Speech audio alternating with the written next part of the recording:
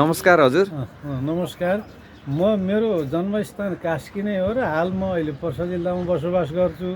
म यो कास्की जिल्लामा बसोबास भएको हुँदा मलाई अति प्यारो लाग्ने मेरो कास्की जिल्लामा म घुम्न आउँदा मैले यो पोखराको अवस्था, यो फेवातालको अवस्था देख्दा असाध्य दुःख लाग्यो। कारण यहाँको प्राकृतिक सम्पदाहरूलाई हामीले नोक्सान गरेर भोलि हामी आफ्नो चाहिने काल बोलाउँदैछौँ। यो प्राकृतिक सम्पदालाई बचाउनु पर्ने, यी कङ्क्रिटका चाहिने सबै संरचनाहरू नभएर यहाँ सबै चाहिने बोट बिरुवा वनस्पति भएर यहाँका सबै चराचुरुङ्गीहरूको बास भएर यिनीहरूको यो चराचुरुङ्गीको आवाज हुनुपर्ने, यो जलहरूमा चाहिने एकदम निर्मल हुनुपर्ने, प्लास्टिक जन्य चिजहरू चाहिँ यो तालमा हुन नहुने।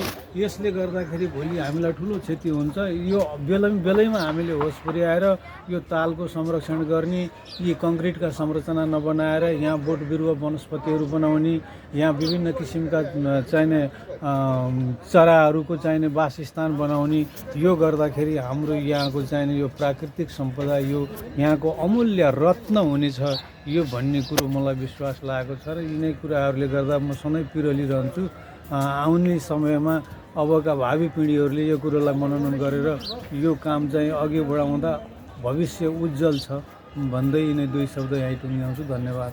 धेरै धेरै धन्यवाद हजुरलाई। त्यति टाढाबाट आएर पनि यो पोखरालाई माया गरेर फेवाताल होइन प्राकृतिक संरक्षणको लागि चाहिँ हजुरले आफ्नो अनुभूति सुनाउनु भयो र हामी पोखरेलीहरूलाई पनि प्रेरणा हुनेछ भन्ने हामीले आश गरेका छौँ। धेरै धेरै धन्यवाद।